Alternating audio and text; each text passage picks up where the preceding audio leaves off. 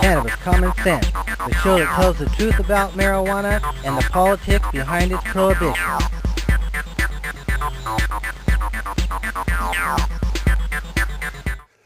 Hello and welcome to another exciting edition of Cannabis Common Sense. You know, a lot of times I say that and it's just exciting, you know, but this time it really is getting pretty exciting. We are in the final stages of our petition drive to put the legalization of hemp and cannabis on the ballot. We'll be talking more about that in the show. Off in the wings, John Cornette and Jan Sue Hurst are ready to play a new extended version of their song Mediganja. Casper Leach is sitting right here. We'll be taking your phone calls. He's the joint host. And we'll be taking your phone calls and more film clips shortly after this dancing cannabis leaves. I feel the force.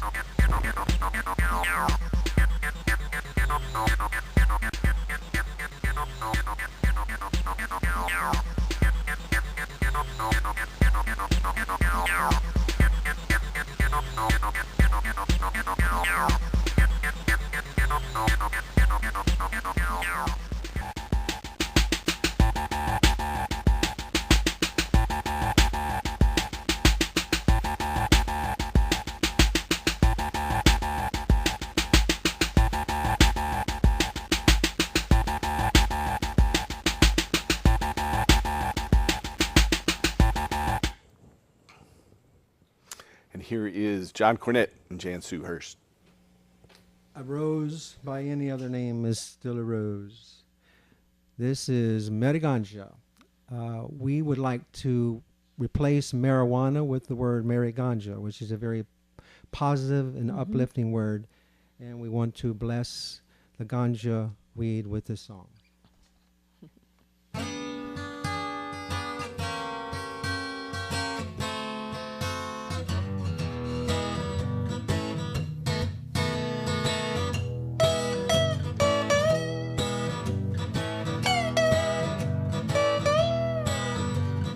Ganja,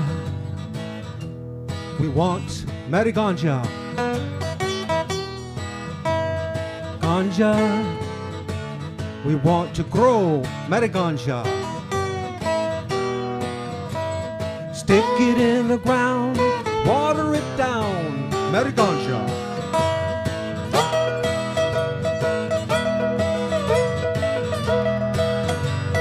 Ganja, we need Mediganja. Ganja, we need to share Mediganja. A renewable energy and some clothes for you and me, Mediganja.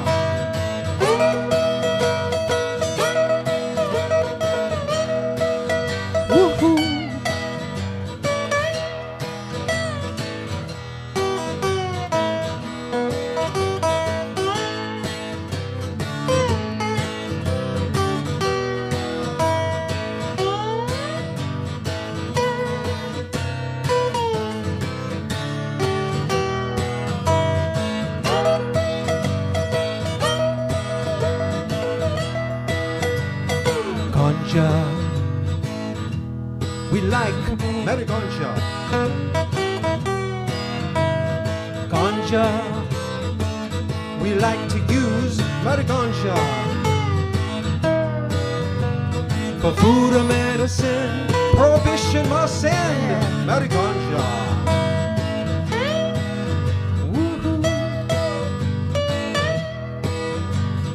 Ganja, we want Mediganja. Ganja, we want to use Mediganja. Sometimes we get high, yes, sometimes we do get high. Mediganja. Yeah.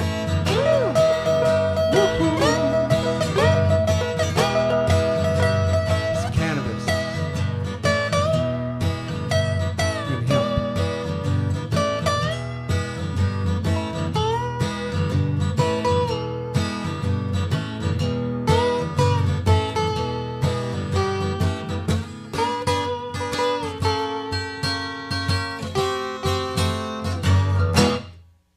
right.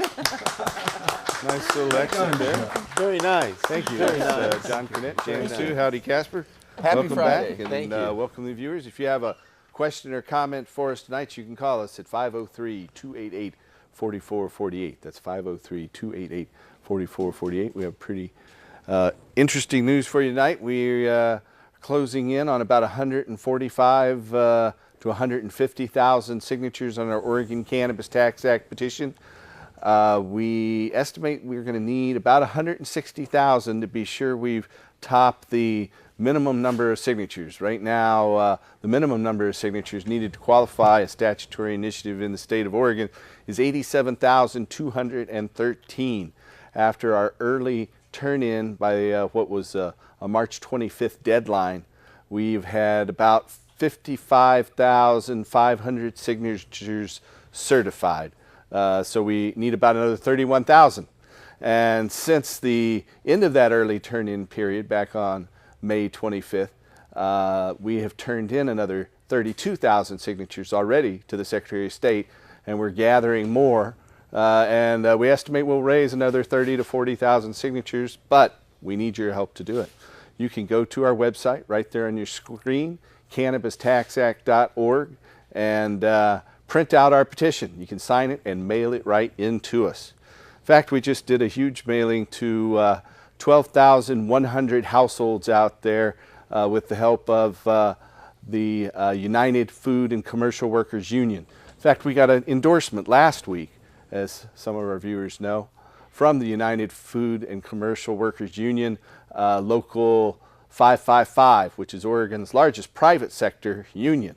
They came out, their board of directors voted in favor of our initiative in a 28 board member unanimous vote, one abstention. I'm not sure the exact number of people at that. I think it was at least 20. And there was one abstention.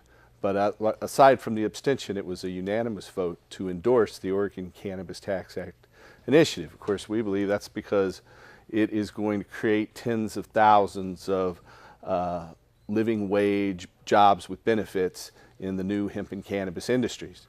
I, for one, truly think that hemp, seed oil, protein, and hemp fiber are going to dwarf the drug market in short order, and that Oregon will be on the cutting edge of exciting new environmentally sustainable industries. There are already several industry leaders here in Oregon, particularly in biodiesel fuels. We have sequential oil, which has one large shareholder who's endorsed our initiative, Mr. Willie Nelson, who also donated $5,600. We'll be playing Willie Nelson's television advertisement for us here a couple of times during the show.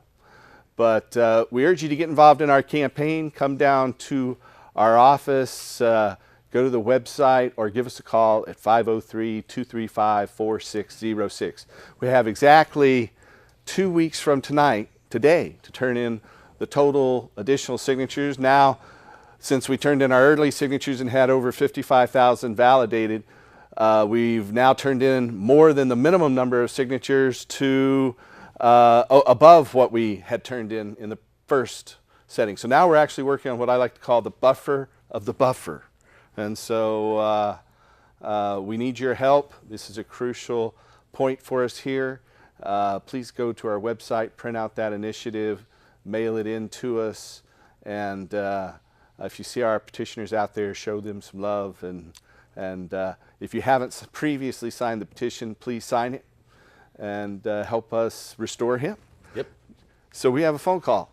We'll take that call. Welcome to our show, caller. Hi, Paul. This is Howdy.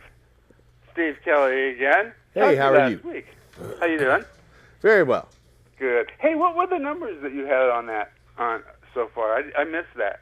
The total numbers On the petition drive? Uh-huh. Okay, Yeah. we need 87,000 total good signatures. We turned in about 107,000. They came back and said 55,500 were good. So we need about another 31,000 signatures. But since that early turn-in, if you go to the Secretary of State's website at OregonVotes.org, click on initiatives, click on the submission log, you'll see we've turned in about 140,000 signatures right now, which is another 33,000 more than they did the first statistical analysis of. And you know, we have reason to believe that statistical analysis is flawed, and we could go into court and argue that we should make it. And there's some other initiatives that we plan on working with in a lawsuit to talk about some unnecessary restrictions on the petition process. But what we want to do is make the ballot without running afoul of any technicality. And so we anticipate we'll gather more than 100% more signatures than we need to make certain that we have the total number. Right now we're at about 145,000 total signatures. We figure we need about 155 to 160,000 to ensure qualification. We think we'd qualify with a good deal less than that, but we're shooting for 170 to 190,000 total signatures, just to show we have that political support. Yeah, great. Well, everybody get on the computers. Thank you. Good point. Listen, and Paul, I talked to you about my dealings with Kaiser and things before. Oh yeah. I almost thought yesterday that I had lost, but I found another resource. Well, all right. And anyway, to keep dealing with it, because he said, nope, you cut me off. Okay, so anyway, you know what he told me? What? Have you ever heard this? In all the research I've done, I've never heard of sudden death associated with cannabis. You got to be kidding. Am I way off the ball here?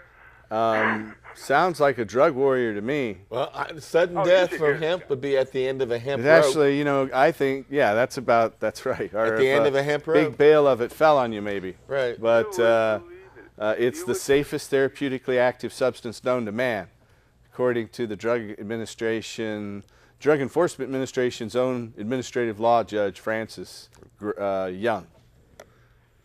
Yeah, well, he's the one that told me that he can't do it because the DEA said that he can't prescribe pain medications to persons there's with been marijuana. some debate about that lately, and the Oregon Medical Board is considering taking up a statement about medical marijuana, but I think they're just debating that still, so that they can give physicians clear guidelines. But yeah, that's definitely not true, and it's just a dirty rumor spread about by those who want to keep bilking you for as much money as they can possibly get. You can't imagine how many times I told him how uninformed he was or lying. Yeah, or both. Probably both. Yeah. Yes. You know, like I said last week, who are the doctors? Permanente. Yeah. Well, you know, Not the doc? the whole as I know you know, and you pulled this study.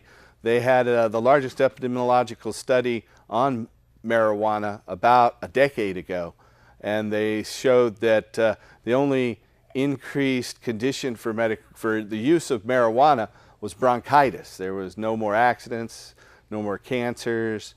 In fact, it was a little better. And so that was from Kaiser itself. And then their head office down in California said that doctors in Oregon and Colorado can recommend medical marijuana, but still there's a bias against it. So. Oh, it's something with Permanente. I can't figure out what it is. But they even say I should go to different doctors, but they won't pay for it. But the other thing was, I'd asked you last time about a legal question. Are there any is there any class action suits or any legal course that can be run here? You know, I think the best thing we can possibly do is just legalizing, completely remove this stigma, and that's what we're working on. So, you know, the court systems are reticent. They say it's a legislative issue, and so they're not going to interfere in marijuana prohibition as long as it's the status quo, until we show we have the political support, such as putting this on the ballot, and as they've already put it on the ballot in Colorado and Washington, and we can win all three of these elections. Nothing could send a stronger signal that would cause the hastening of the end of global cannabis prohibition. And so that's what I believe is the most expeditious course to freedom, and that's what the path we're attempting to forge. Medical aspect with physicians who would prescribe pain medications. You know, that's it. You know, let me cut you off so some other people can come on. But thanks for your call. But I agree. The pain, you know, these doctors, you're not supposed to be on these pain pills for more than a week, less than a week, ideally. So if they started, giving you prescriptions for more than a week, then you become addicted. Some people in a shorter period of time than that, some in a longer period of time, but you become addicted pretty quickly to those opiate and narcotic prescriptions. They're not meant for long-term use. And so the doctors are the ones who addict patients to these things, and once they've got them addicted, then they label them drug seekers in the pharmaceutical union. But I'll get off that soapbox. How's your week been, Casper? Been excellent. We've had a slew of excellent shows at the broadcast of Time for Hemp, and we've had a lot of great guests come on, and so it's been a fun week. Very learned. Bobby Platshorn just yesterday. I was your guest host. And he's gone through an awful lot, and he's been an amazing activist, and he's doing the Silver Tour with Irv Rosenfeld and a handful of other people, and he's one of the reasons why this movement is moving forward the way it is. Yeah, got coverage on the front street of the Wall Street Journal. Yeah. And then he had spent more time in prison for marijuana, over 30 years, than any other person in U.S. history. Yep. And so he got out, got a letter saying he was discharged, and he became this, article made at the front street of the Wall Street Journal. Suddenly, after months of being free from the system and out of the federal control, as his letter from the federal government said, a probation officer showed up and said, pee in this bottle and you're under suspension. You can't leave the state and you can't travel and you can't associate with Irv Rosenfeld, who's never been arrested but is one of the 6 people in the United States who receives legal medical marijuana from the federal government, along with Oregon's own Elvie Masika. All because he's making a positive impact on the movement, all because he's getting a louder voice and he's being heard. And I like the way he's not backing down. He's serving the government in return. He's pretty much letting them know he's not taking this crap. So he made an excellent guest on Thursday. And on Fridays now, we're doing Small Town Fridays, where we're focusing on activists who are doing an awful lot of good in their own little small community, but don't have high times there to put a spotlight on them or don't have... So this is timeforhemp.com on the American Freedom Radio Network. It is. AmericanFreedomRadio.com is where you find it from 10 to 11 a.m. We're going to take a question from our studio audience. Go right ahead, John.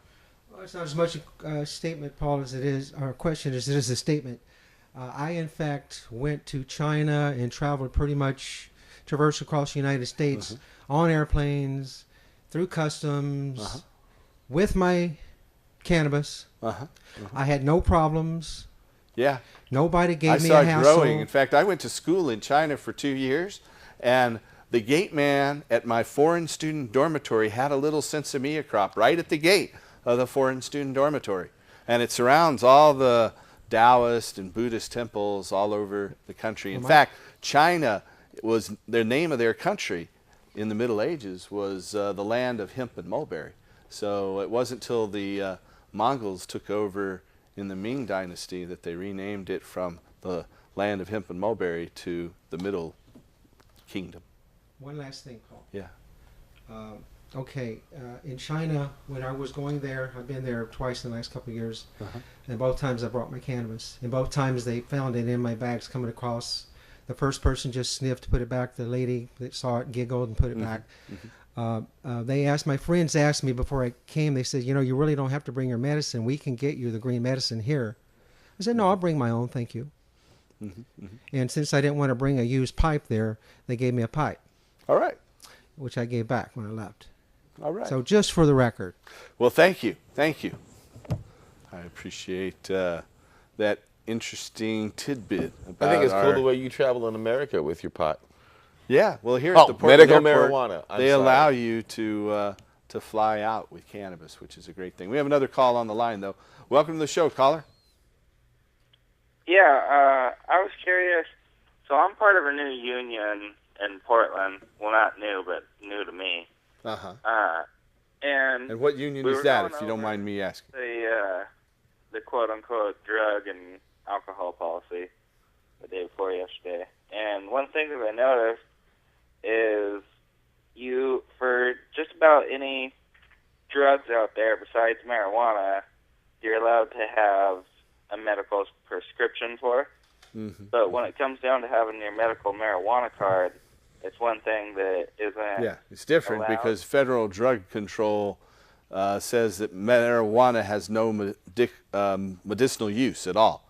And so there is no way to prescribe it through the current prescription system. Now, the state of Oregon's Board of Pharmacy has gone ahead of the country and taken medical marijuana out of Schedule 1 and put it in Schedule 2, but still there's no legal supply. Our initiative would create a legal supply and mandate that it be sold untaxed at farmers' costs to patients. So I think we'll see high-quality medical marijuana at about $10, $20 an ounce for medical patients. Okay, well, what I don't understand is, I don't know, I'm part of a new union, and what I don't understand is how come if you're prescribed your medical marijuana card, how come that doesn't count as any other prescription? It's, you know, it was a system implemented by Citizens Initiative back in 1998. So we got the law we got, and it's been tweaked a little bit by the legislature, but by and large, it still stands mostly as the law that was passed by Citizens Initiative. But I thank you for your call and your questions. You have a good night. We have another comment from our audience here. I'm so sorry, Paul. You know, things just keep hitting home here, and I think it's important for me to step up to the plate in here and let people know that I went to OHSU, and I'm not going to mention any names of any doctors for their personal privacy and so forth, but I will call them out at an appropriate time. I have been told by doctors at OHSU that there's a myth about the Pharmacological Association of Oregon approving to change marijuana from Schedule 1 to 2. Oh, well, it definitely has been. It's well, he very told public. me in front of the legislature directed the Board of Pharmacy to change medical marijuana from Schedule 1 to Schedule 2. And after several public hearings, the Board of Pharmacy definitely did change medical marijuana from a status of Schedule 1 to Schedule 2 in the state of Oregon. So anyone who might have told you elsewise is just uninformed. Do you know when that happened? Because it may have been... Yeah, it was enacted in the 2007 legislature, and then the hearings were in 2008, and it was enacted in 2009. Okay, I was lied to then. Are these guys That's right. grossly Doctors uninformed? are just afraid and misinformed, Well, they need to unfortunately. start telling the truth and do their But homework. that's the truth, I swear to you. We have a little film clip we're going to roll, and we'll be back in just a moment. Enjoy. Here it comes. Hi, I'm Willie Nelson, and I urge you to support the Oregon Cannabis Tax Act to regulate marijuana and restore industrial hemp.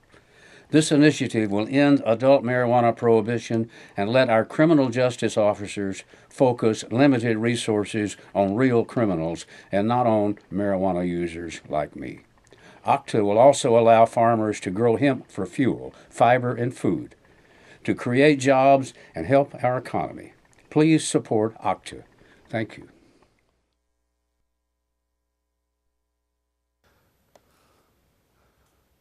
All right, so I was privileged to get to hang out with Willie Nelson a number of times over the past 20 years, and I was down and got to sit in the studio and watch him record 3 songs, and then after that I came into the studio with a little handheld camera and held it about, I don't know, 4 or 5 feet away from him, and he recorded, and I said, would you mind taking off your hat? And he goes, well, you want me to change my shirt too? I said, no, sir, no, never mind, that's fine. And we went ahead and he recorded, that was the second take on that commercial. So it's right there in the studio. You can see that little studio filtered mic up there. And we're very grateful for his support. It made a big difference in our campaign.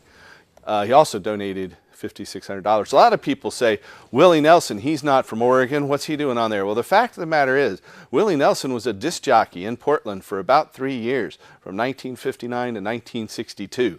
He lived here as a young man. He worked at KUPL-FM. It's still a country music station here in Portland. That's where he started his songwriting career. And he owns a good chunk of Oregon's largest biodiesel company, Sequential Oil. So he's a business owner in the state of Oregon as well. And so and he's part of Farm Aid, and he wants to see farmers have a cash crop that will enable them to produce paper and fibers and all kinds of great products here at home that our citizens need, so that they can have good paying jobs, so that they can put their kids through school and make their mortgages and payments. So Willie's not only a good businessman, but he's a good member of our society and our community, and he wants to see our country and our citizens have a better life. And he, as we, have a very keen insight into the benefits of cannabis. And so we're strong believers that this is a plant that can save the planet. Yep. We have a phone call on hold. Welcome to our show, caller. Hello, caller. Hello? Hi. How are you? Oh, hi. I didn't realize I was on. It's okay. I apologize. Welcome to the show. Happy Friday. Happy Friday. Thank you. What I wanted to say about marijuana was that, the reason I smoke it is because it makes me hungry. It allows me to eat.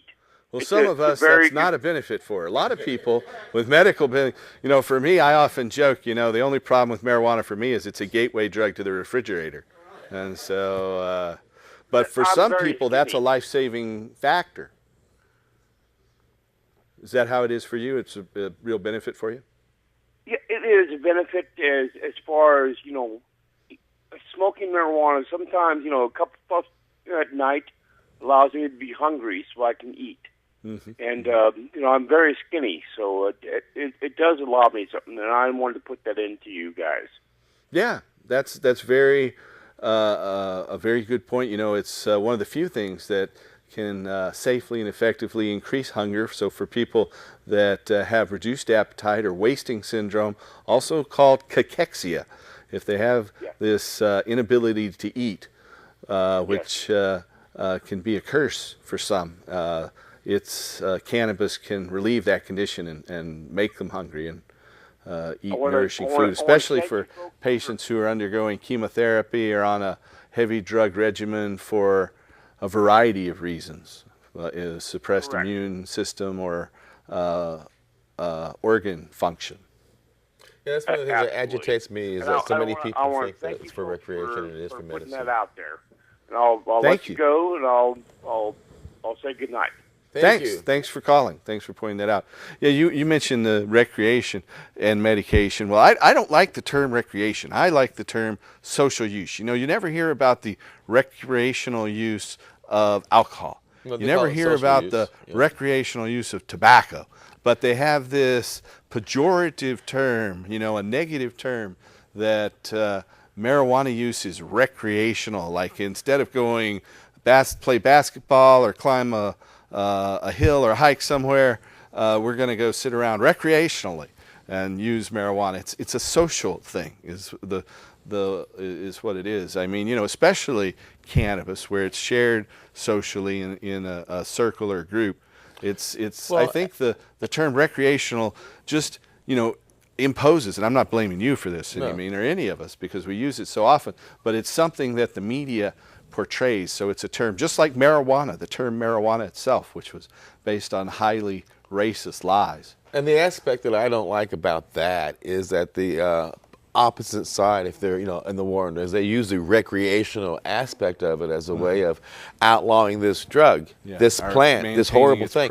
When that is just like 1% of this plant, when 99% produces paper, fibers, fuels, jobs, medicines that we absolutely need. And it's even the oldest purposely cultivated crop. The crop that's probably the first crop purposely sown by humans. And because it produces all those things, it makes all those dollars for all those people that are in competition with this plant. Mm-hmm. And if people realize that if you follow the money and realize that the reason it was put out of circulation is because it is in direct competition with the petrochemical companies and the pharmaceutical companies and all the other companies that this plant competes with on the open market, that is why it's outlawed. And I think finally our governors and our leaders who don't have Senator Ron Wyden and Kentucky's Senator Rand Paul have come out for industrial hemp here recently. And they know what it can do for their states, and they also recognize that it's a burden to the states to be arresting people for this plant and housing people for this plant. Well, I think the Democratic Party, by and large, is starting to come around. At least I'm hopeful for that. We have another caller. Welcome to the show, caller. Hey, good Howdy. Happy Friday. I had a question. I've heard Paul talk about it before, and the man in the audience mentioned earlier about taking cannabis on the plane with you. Mm-hmm. So I'm going to be flying south to Sacramento in a month or two. Well, let me just say this. When you get to Sacramento, if you don't have a California permit from a California licensed physician, you're not completely legal in Sacramento. But, you know, I fly into places that I won't mention right now, but just about every place I go with marijuana too, including, as that other studio audience member mentioned, China and elsewhere. And they don't check you when you land. They check you when you're boarding the plane, fortunately. And those dogs, if they do have dogs, they're looking for bombs. And since I'm never around explosives or even firearms, I don't have to worry about that. That's right.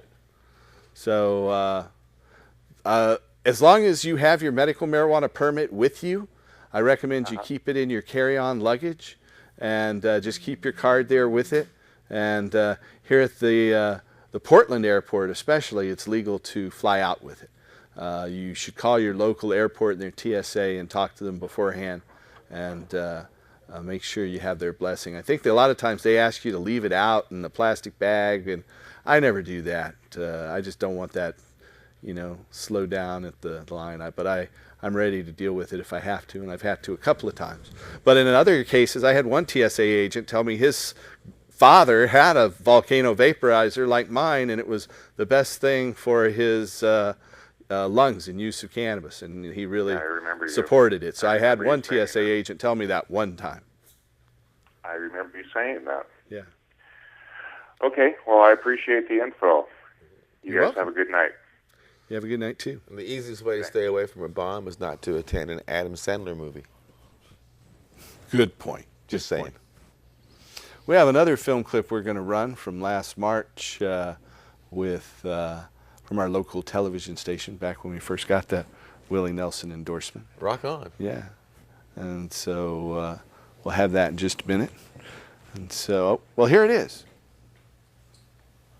I think you'll enjoy. Hi, I'm Willie Nelson, and I urge you to support the Oregon Cannabis Tax Act to regulate marijuana and restore industrial hemp. Oregon's marijuana initiative gets some star power from one of the world's biggest pot smokers.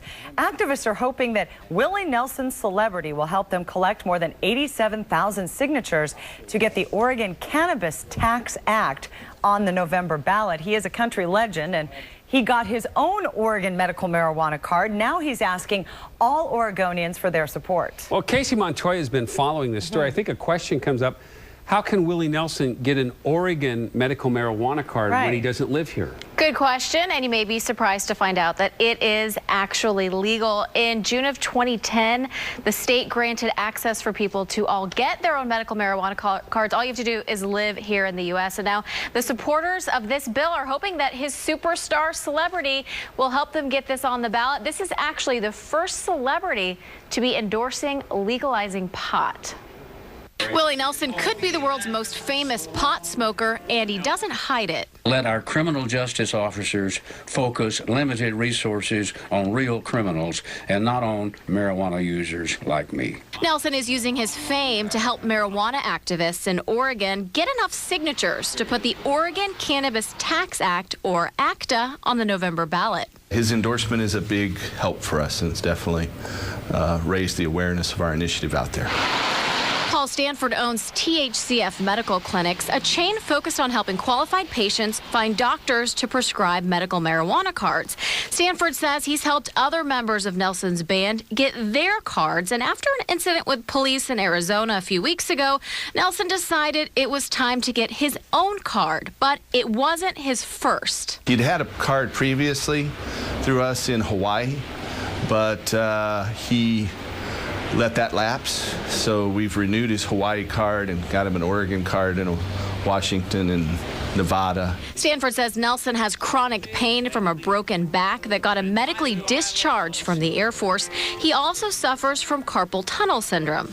In this message gaining momentum online, Nelson lists the other reasons to support ACTA. ACTA will also allow farmers to grow hemp for fuel, fiber, and food, to create jobs and help our economy. According to a Harvard economist, legalizing and taxing marijuana would generate hundreds of millions of dollars every year.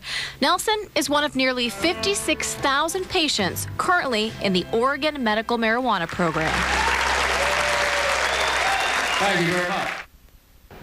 Well, it hasn't had an impact on signature gathering yet, but they are very hopeful that it will. Right now, they have 55,000 signatures. They need 87,000, but they say they're going to collect 130,000 to make sure they're all valid, and they have until July 6th to do that. Kelly? All right. So, yeah, that's from last March when we got that endorsement from Willie Nelson. Now we're at about 145 to 150,000 signatures. We figure we need about 160,000 total so that we reach over 87,213 valid registered Oregon voter signatures, put this statutory measure on the ballot. And so if you can go to our website, print out our petition, sign it and send it in, or come down to our office, please get involved and help us get this thing on the ballot. We're getting very close, and we've got 2 weeks from today. So we're getting all signatures have to be turned into our office by Thursday, July 5th, so that we can turn them in to the Secretary of State's office by Friday, July 6th. And so we don't have a live show next week. This is our last live show before the end of the petition drive. So we're really excited, and we're moving into this final 2 weeks. Our paid petition crew is getting about 10,000 signatures a week, so we anticipate that that'll bring in another 25 to 30,000 signatures between now and the 6th of July. We have this week's turn-in that's going to come in next Monday, and then another turn-in on Monday the 2nd or the 3rd, and then our final turn-in on Thursday, July 5th. And so please get involved and help us put this on the ballot. We have a phone call. Welcome to the show, caller. Hello, my name's Michael. I live in Portland, Oregon. Let me tell you the story about one thing I think today why they should legalize marijuana is because I used to be epileptic. They put me on Dilatin when I first was young, and then they put me on Depakote, 250 milligrams of pills and valproic acid, and I started using marijuana when I was about 19, and slowly by slowing down the medication and using the marijuana as normal, marijuana cured my epilepsy, because now I do not have to take any more medication and I don't have seizures anymore. Congratulations. Isn't that a miracle? Yeah, that Depakote has a lot of bad side effects, doesn't it? Yeah, it's not Depakote, it's Depakane. Oh. Depkene. I see. Yeah. Well, I'm glad remember you that. find a better alternative. Yeah, and now I live a pretty normal life. I still smoke marijuana every now and then, but I take 2 or 3 hits and I'm good. Are you helping with the petition? Are you getting out there helping us to get signatures? I did vote for legalizing marijuana. I've been trying for that for years. All right. Well, thank you, sir. We really appreciate it. And we're glad to hear that medical marijuana has improved your quality of life as well. It has for so many different patients. And I'd like to say hi to all my friends and family in Portland and Longview, Washington. All right. Thanks for your phone call. Have a good night. If you have a question for us tonight, you can call us at 503-288-4448. The number right there that's popped on your screen, 503-288-4448. If you are a loved one or looking for a doctor to help you get a medical marijuana permit, we have doctors all over the United States and even way out in Hawaii who can help you. So give us a call at 503-235-4606. That's 503-235-4606. If you're outside the Portland area, you can call us toll free at 1-800-723-0188. That's 1-800-723-0188. We've had a couple of online questions come in through our site at Ustream. One of them is, what is the proper heat for a vaporizer and what is too hot? Well, I set mine at about 360 to 365 degrees. the boiling point of THC is 390 degrees Fahrenheit, but you don't want it up quite that high. Benzene and some other compounds in cannabis that are irritants start to vaporize at that higher temperature. So I typically like it at 360 to 365. Some people set theirs lower. The terpenes vaporize at a lower heat, so when you're up at 360 or 365, the terpenes all vaporize a little bit more quickly. And that's what gives cannabis its flavor. In fact, all the different compounds in cannabis, from THC to our tetrahydrocannabinol, or CBD cannabidiol, or CBN cannabinol, or cannabichromene, CBC, all of those have various medicinal uses, and the terpenes do as well. And they act as an entourage. They have an entourage effect, but it's completely non-toxic. And they're largely antioxidants and anti-inflammatories, so they can increase longevity. So too hot, I think, is anything over 390. Of course, combustion happens at about 451 degrees Fahrenheit. The next one is, what are some ways to keep medicine from becoming too dry? Well, usually at room humidity, it will adopt something that's not too dry. So if it gets too dry, you can put in for about 6 hours or so a slice of an apple, and that will naturally, slowly be absorbed. But not for more. Yeah, an orange peel, that'll give a little bit of a flavor, but slice of an apple, and you don't want to leave it in too long or it'll get too wet. Right. So we have another call on the telephone. Welcome to the show, caller. Hello, caller. Hello. I was wondering, I've been smoking cannabis for a long time, and I'm a chronic pain patient, and now all laws are changing and everything. I got my card and everything, and they want you to tell your doctors and everything, and I do all that. And now the doctors want you to just go off all the medicine through the county and state. They don't want to give you nothing.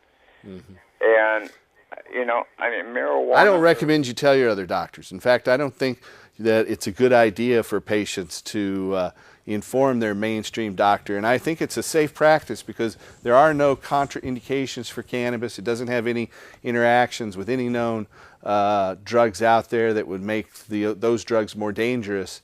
And so I think that it's not necessary to tell your doctors.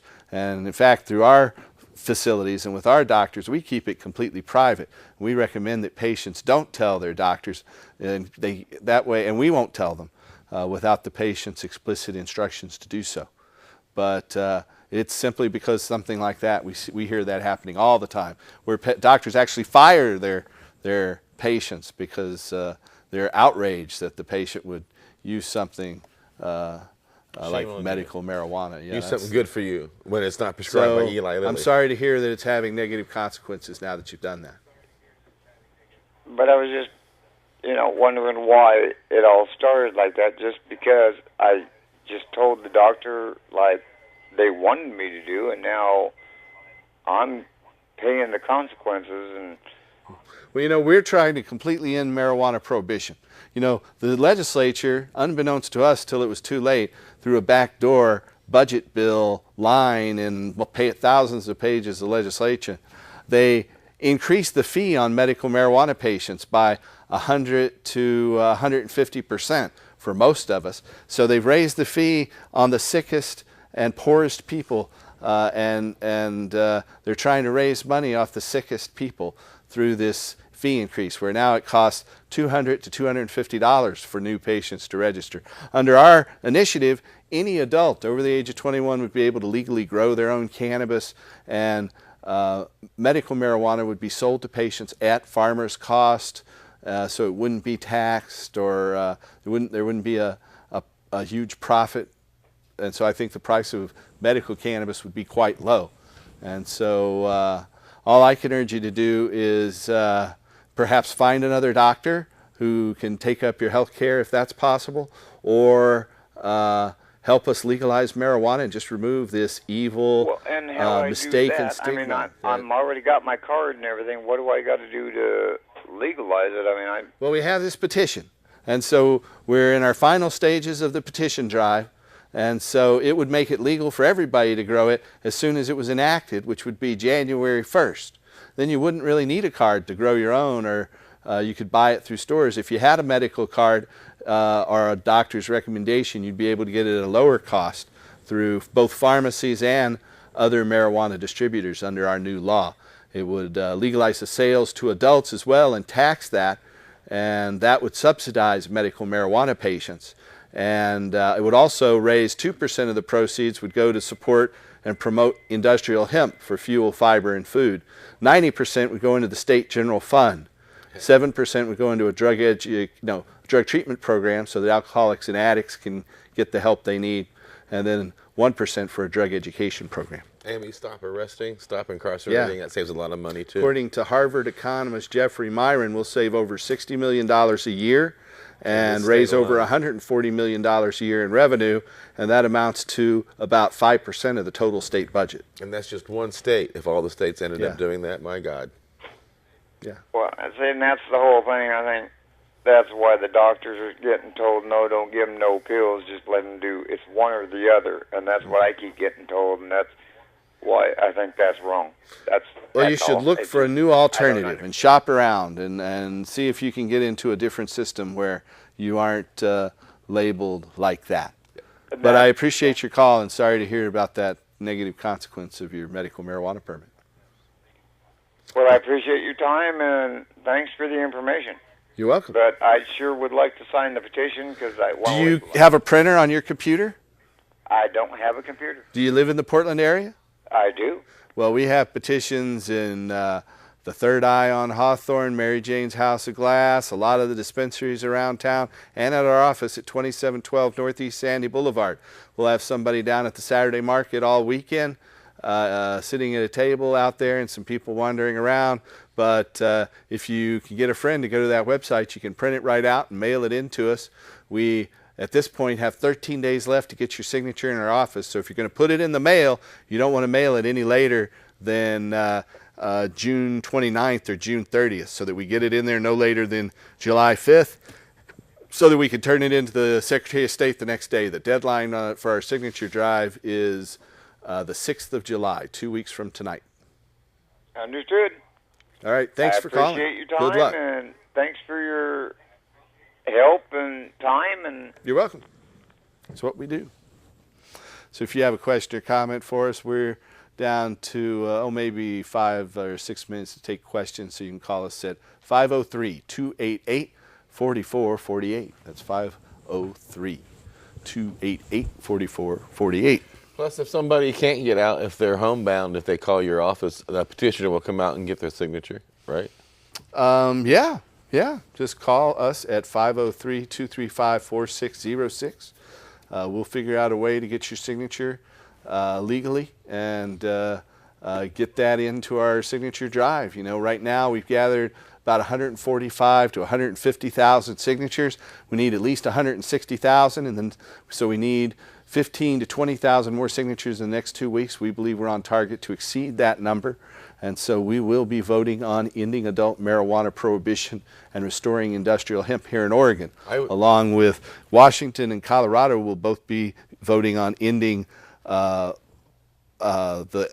possession laws. It'll be legal to buy it through state stores as well. In Colorado, you'd be allowed to grow a limited number of plants. In Washington, I-502 would not allow you to grow your own, but you could possess up to an ounce and buy it through state stores. Of course, it's going to take a while to set that system up. Same in Colorado. I would think that the politicians in these states would start to recognize the huge voting bloc that is organizing behind the reform of marijuana laws.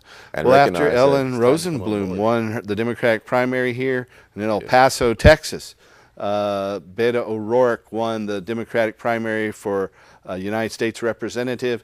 It really is changed the whole political dynamic, I believe. You know, when Franklin Roosevelt brought the end of alcohol prohibition, he built the largest Democratic bloc of voters in history, and they controlled the presidency in both houses of Congress for over 20 years.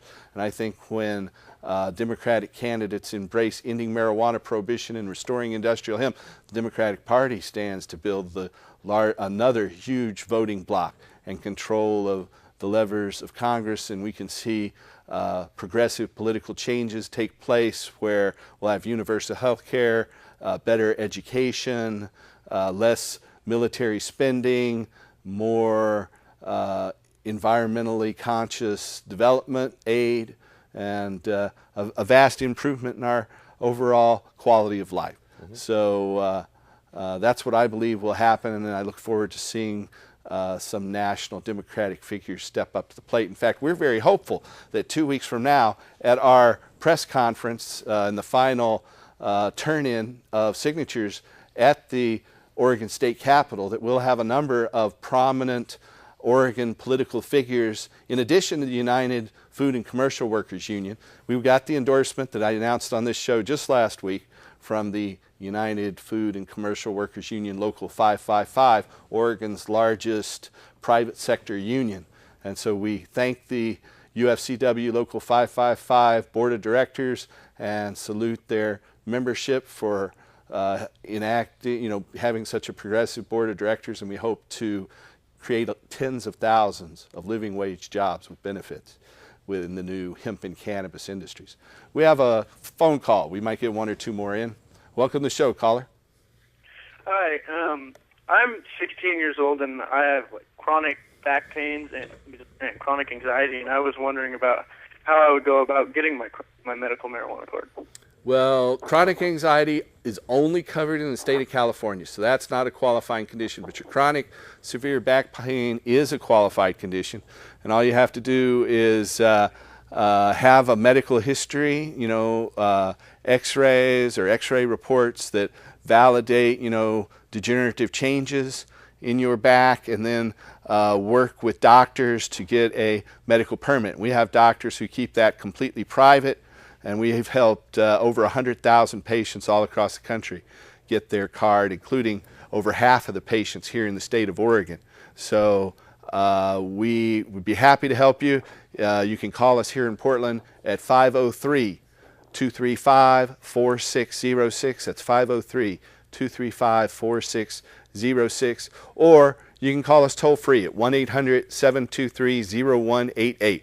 We have offices from Michigan to Hawaii and in 9 different states, and have helped patients in a total of over 60 cities all across America.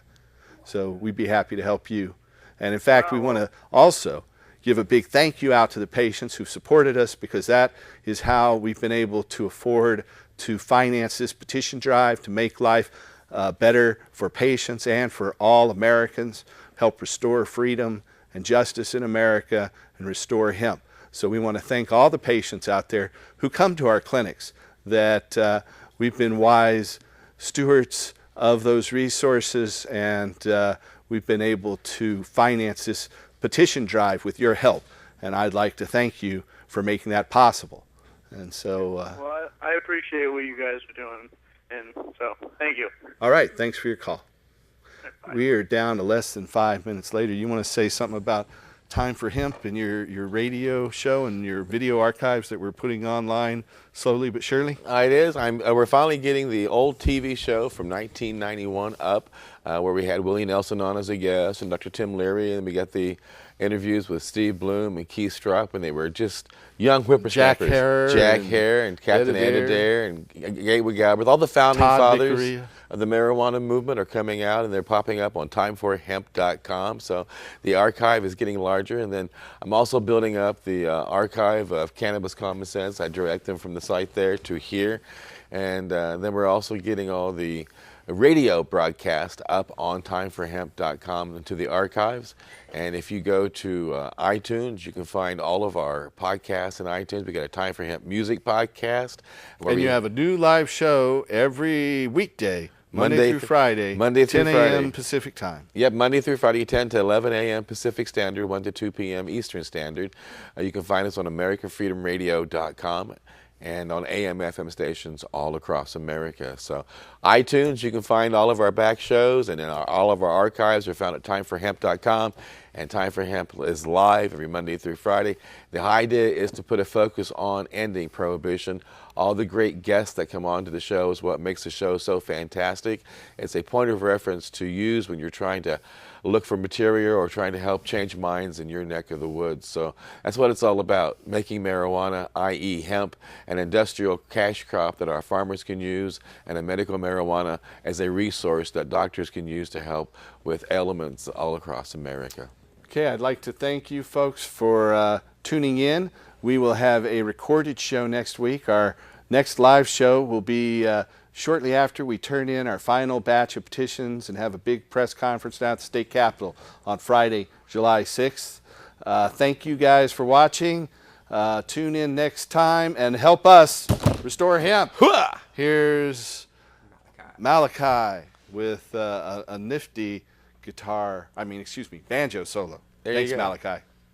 Hello, this is Malachi Sterling, and I'd like to thank everybody out there for supporting Cannabis Common Sense and the Oregon Cannabis Tax Act. And this is a song I wrote on the banjo called Rampage. All right.